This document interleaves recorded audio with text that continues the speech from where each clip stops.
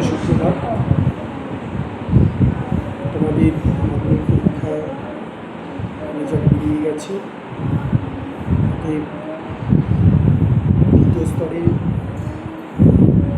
Degree অর্জনের জন্য তোমাদের একাদশ দ্বাদশ শ্রেণীর জন্য তোমাদের প্রস্তুতিও শুরু হয়েছে। তবে এখনও অনেকেই শুরু করেনি।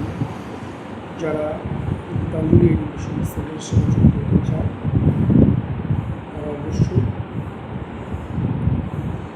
এখানে এসে যোগাযোগ করবে। আমাদের পড়ানো শুরু হয়ে গেছে।